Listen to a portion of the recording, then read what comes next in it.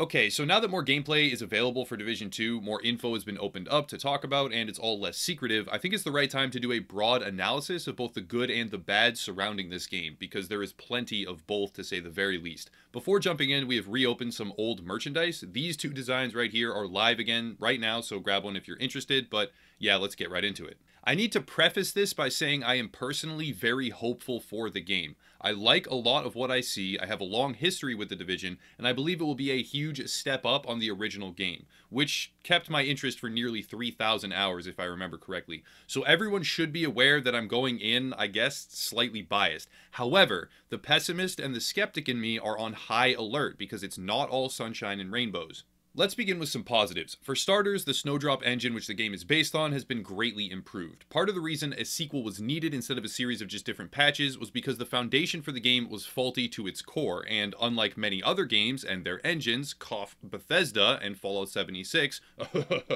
the engine has been improved drastically, and not just copy-pasted. The Snowdrop engine now has the ability to create curved terrain, something vaguely attempted in the original Division but never actually implemented, proven by Central Park, a large section of map to the north that never opened up because of various difficulties. The new engine also has various upgrades to visual fidelity and textures, etc., but that's minor in comparison to the overall structural improvements, so the takeaway is the foundation is stronger as a baseline, which is a very good sign. Now for gameplay changes. The biggest area of improvement is core gameplay and mechanical adjustments. The original game was a disaster, I won't beat around the bush. They did the best that they could, but when simply calculating your true damage becomes an algebra test in and of itself, something is wrong with the game. The problem was born from armor, from mitigation in general, and the way that talents combined together. Armor had to be reworked significantly because it spiraled out of control to a point where compensating for it, on the NPC side of things, made it so a single shotgunner NPC could one-shot your entire team in a mission. Fun times. With the sequel, most if not all of these core problems stemming from damage calculation, scaling, and mitigation have been entirely reworked, which would not really have been possible in the original game, so another very large step up that benefits the gameplay tremendously. Most players following the sequel will already be aware of most of these changes, but healing is now entirely comprised of various skill mods with small heal over time effects rather than massive instant and simultaneous healing with mitigation boosts. The armor has been reworked to an armor bar for both players and NPCs, which helps standardize the damage and remove some of the barriers between PvP and PvE, making the rest of the balancing changes more fluid and easier. Signature skills, one of the most problematic balancing components for the original game, have been reworked to signature weapons, which are more skill-based, and yet again help to eliminate some of the colossal imbalances that the first iteration of the game suffered from. These are just some of the changes. There are far more, and many of them very positive, but it's a decent overview of the major ones and gives an idea of how the game has been improved, for the better, by a decently large margin. Now though, let's discuss some of the bad. For starters, when prodded about loot boxes specifically, the Division 2 developers dodged the question and would neither confirm nor deny their existence. Now, it may just be the skepticism in me, but refusing to deny their existence signals to me that they absolutely exist, and Ubisoft just does not want the negative attention of saying yes to that question at the moment. Now, in what capacity they exist, I am not too sure, but alongside a game like Anthem, that many believe to be a sort of competitor to the Division right now, though I moderately disagree on that front, but whatever. Alongside Anthem that has said flat out it will have no loot boxes, no treasure bags, or anything of the like, well, it's not a positive.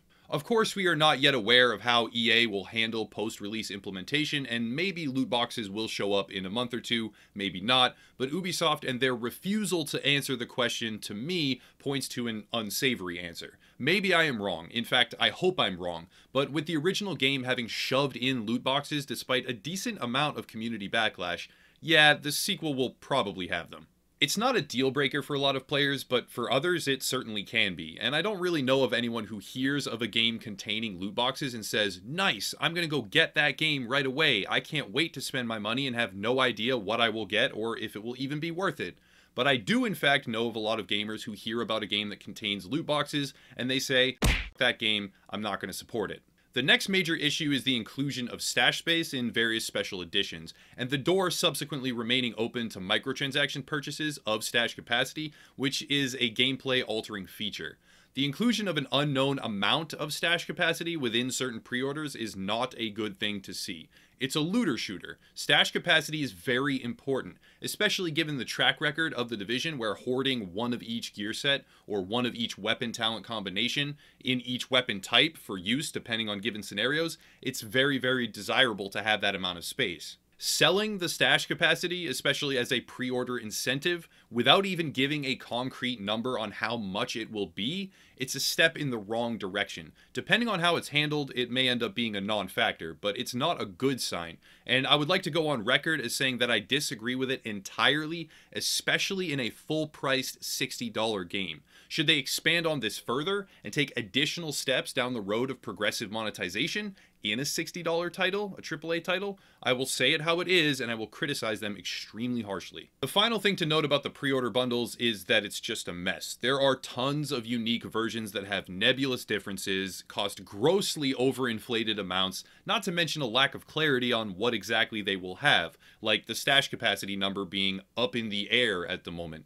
It's not clean, and to me it doesn't communicate the right message, but that's a small concern. If you really like collectible figurines and spending $200 on stuff where all of it isn't even outlined clearly, well, I guess that's none of my business. Another area of huge concern is the 3-day early access. The starting rush for a new, well-anticipated game can be a really big moment for a lot of different players, and rather than preserving a level playing field, Ubisoft is selling 3-day early access with the Gold and the Ultimate Editions. This can create a schism in the player base and individual friend groups as well.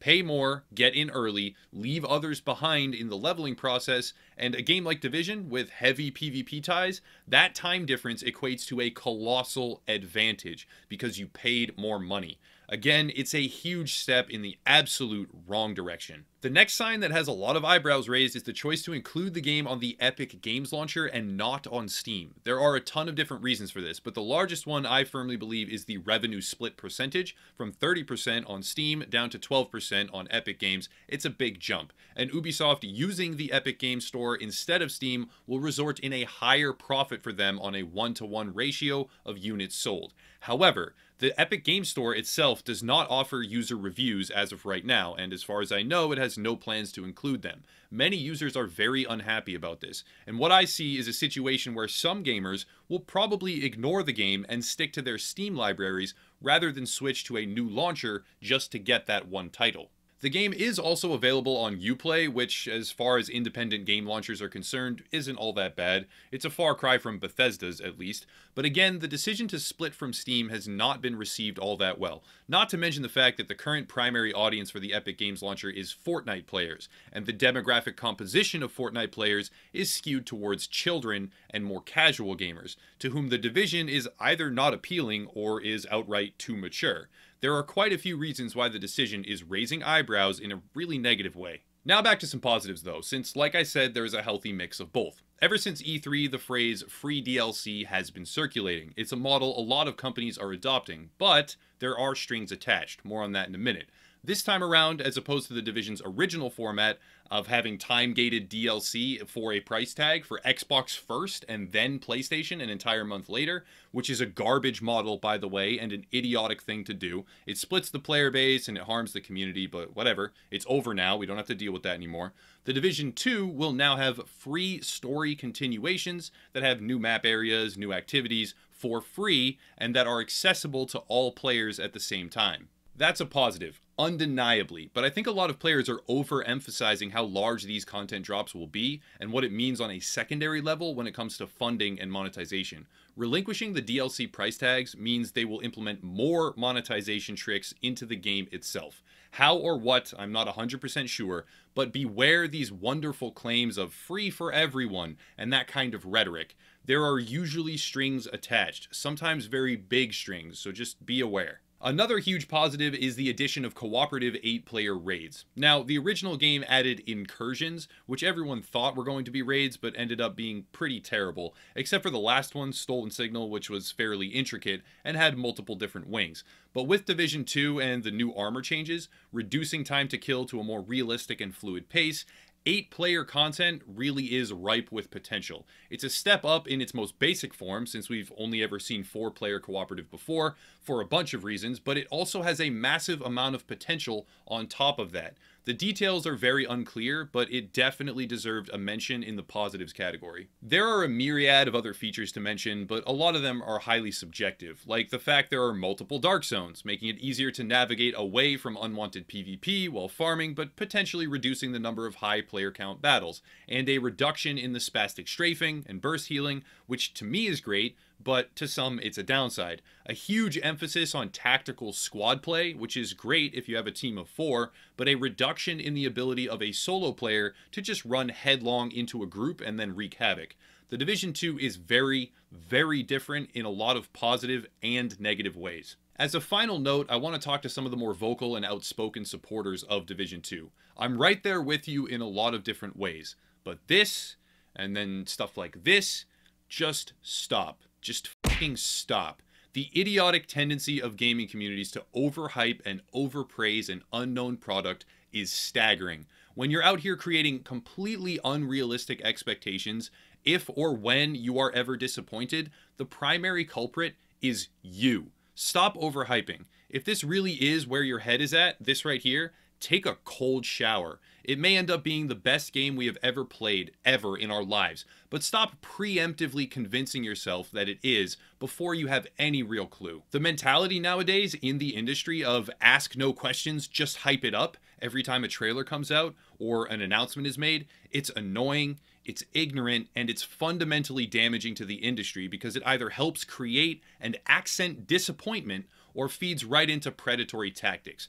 On rare occasions, it ends up being slightly accurate, but those times are few and far between. So I implore you, all of you watching this video, because I'm right there with you, hoping for a good game, anticipating what it could be, and wishing it to be amazing. I genuinely implore you, cut the bullshit and stop fueling the pre-release hype machine. But yeah, that's it. If you want to support, check out the links down below. We have new esports official merchandise with custom names, custom gamer tags and numbers, plus a Facebook community, a Discord server, and our own gaming forums, all set up to help bring gamers together, and specifically, in this instance, Division fans, and help create events and things of that nature. So join up if you'd like to, but I'll cut it there and I'll stop rambling. Thank you all for watching, and have a nice night.